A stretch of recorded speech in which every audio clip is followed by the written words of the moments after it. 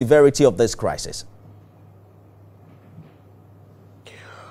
Well, good evening, listeners. Good evening, my brother. For the record, I know we have some crisis in the state, and it's persisted for quite some time now. Fact is, I think what I was saying wasn't too distant from what the NSA was also saying. We all established that there is a problem in the state. In some other local governments, the infestation had been there for quite some time. Like in West local government, it's been there for almost 19 years. In some other local governments, these anxieties, it's persisted in the last 22 years, and then some 7 years, and then some 6 years. So, but the new face of the insurgencies of what we were seeing wasn't too far from the fact I had leveled. What we saw and had been saying is the invaders would come in, attack, kill, to conquer, and then occupy. And that is a fact. It's a new face sort of what we see. Before now, they could come in, there was a route. They walked from wherever they came from, passed through the state, and then went further south and then southwest. But then with the increase in population and then the farming interest and all that, those spaces are no longer there. So, but what we see is there can be some kind of seeking to have those spaces out there. But the fact is, because of the population and the increase in farming activities, those areas, the spaces are no longer there. All right. What we experience that is even most troubling is those who come to attack us, the terrorists who come to attack us, the murderers who come in to attack us, don't come with any herds. There are no cows accompanying them. So granted that there were armed herders, they came, attacked, but then went back. What the attacks we're experiencing now is they come in without herds, attack, they're fully armed with the guns to their teeth, the AK-47 and 49, attack, move out, after a little while, then you see them occupying the space. So this is the new wave of the carnage we've been experiencing. I hear you clearly, Mr. Governor, and I think that you have been very articulate with your position on this and how these people go about their dastardly act. But my question really focuses on the approach, if it aligns with what the federal government is doing, because the NSA, when he visited Benue, said that government had done fairly well and the government wasn't doing badly. Do you agree with him? Is that a genuine assessment as regards the effort of the federal government in Benue security crisis? Oh, yes, a very perfect assessment. Before we came in the last 1 year, 9 months, we heard all kind of convoluted stories, 100 kids there, 500 kids over there, like that. But what happened was 17 local governments were in the front lines of the attacks. So we worked hard, and then it came down to 9. And then what we speak about now, those that are in the red lines, in the front lines, are 6 local governments. We have done so much as a state. We bought, in support to our security heads and apparatuses, 100 trucks, 600 motorbikes, and then we reinforced and empowered some more, the joint task force we have. And then we reintroduced another one, a joint task force again. We've also brought in the Civil Protection Guard. And all these are supports to the primary mainstream security personnel that are in there. So at some point, we had experienced relative peace. In some local governments like Guma, Makudi, part of Gwe East, people had gone back to the farm. Well, remember, particularly in Guma local government, we have a very large IDP camp. They would go from the IDP camp onto their farm, do the farming, but then get back to the IDP camp. We have also crafted the Benue State durable solution for the IDPs. And the intent is very simple, to get them back to the IDP camps. Remember, the infestations of all these insurgencies have been there for quite some time. They were disbalanced from their villages for a very long time, spanning over 16 years. So I now appeal to them that we have accepted the fact that we've had these attacks by the armed headers, and then the new face we're seeing now combined. But at the end of the day, with the support the federal government keeps giving us, we'll get you back home, and that is where we are. The federal government is so much tried for us. Of late, the federal government, through the IGP, sent 2 armored tanks to us, and then also the Mopo personnel are just increased in the state now as I'm speaking. So we have gained a lot of support from them. I hear you, Governor Alia. Allow me to jump in quickly. There appears to be a long list of what government has done, but with the recent attack, it appears that government has to do more, because in your maiden chat, you also requested that the federal government has to do more. In that maiden media chat, you called for a reversal of the Equas Transhumance Protocol in Benue Corridor, saying that it had enabled the violence. Is that something you've raised personally with the president, who is ECOWAS chair?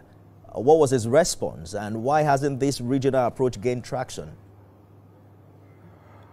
No, that was just a presentation I had made. I haven't, I'm yet to brief the president on the current happenstances in the state. But I'm in Abuja as I'm speaking to you here directly in your studios now. But why did I call for part of the Equas Protocol, the treaty on the Equas Protocol, to be reviewed again? Remember, this protocol permits that there should be, a free grazing from state to state, nation to nation within the Equas frame. But if the wave of the attacks we are seeing are coming from those who are not like us, who have never been with us, and who don't have the interest of our people at heart, definitely there's a call for a review of that protocol. But again, here's the thing. Right from within us, there's so much that the federal government, combined with our efforts, have been doing to quell down this. If you observe very carefully, as we have, there are 2 primary seasons where the attacks are heightened: during the planting season and during the harvesting season. And that should be a cause of concern to everyone at all.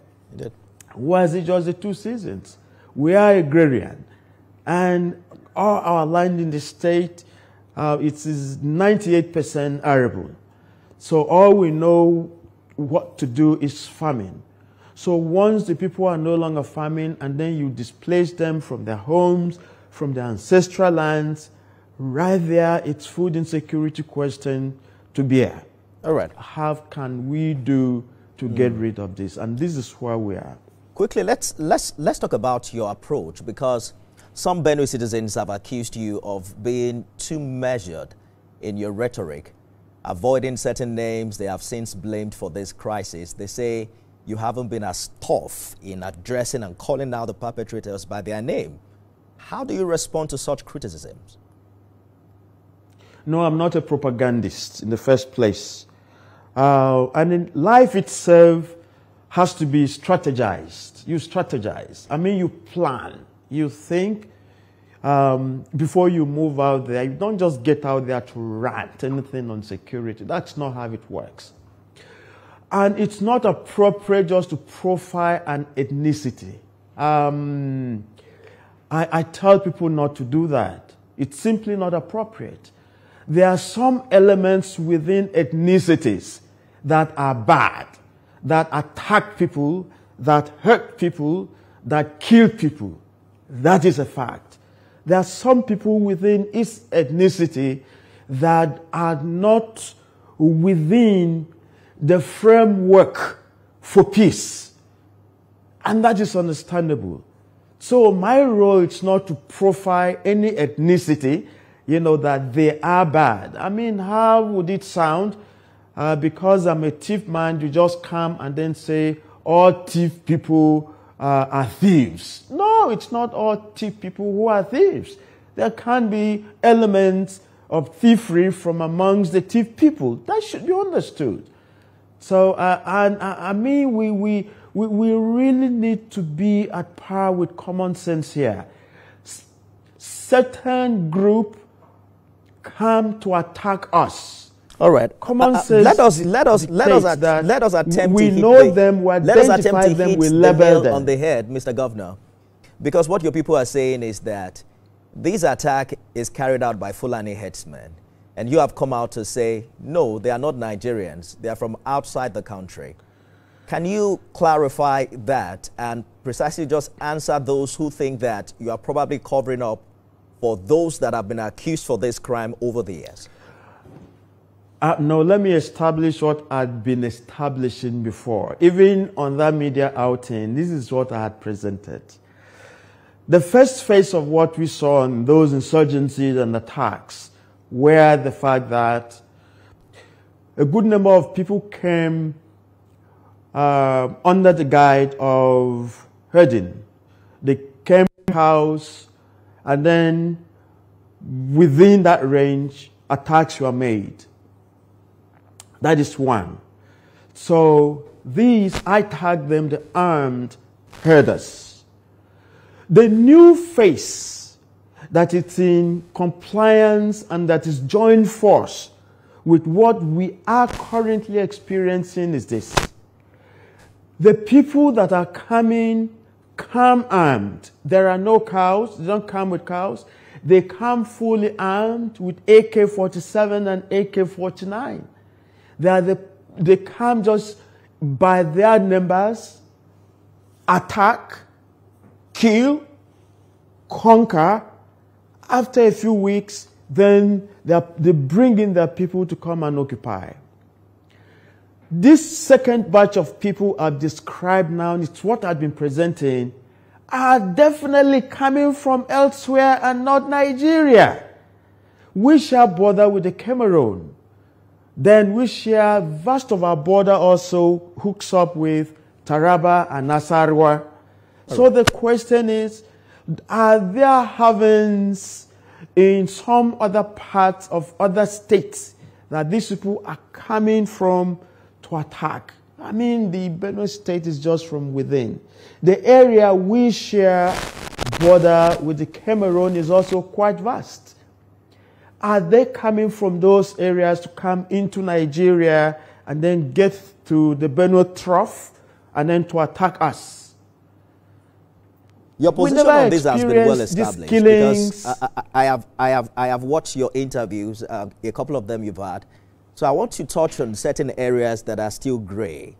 You have also received lots of backlash online following your government's decision to reportedly block aids and visits to IDPs. Earlier in the month, the Labour Party presidential candidate in 2023, Peter Obi, accused you of politicizing IDP and school visits. Why are you blocking humanitarian access or visits to IDPs? No. Is this about security I think that's, or political control? No. That's not the right narrative. I can never politicize that. I'm the one bearing the brunt and the pains and the sorrows of the IDPs in my state. the very respected Peter Obi was a governor.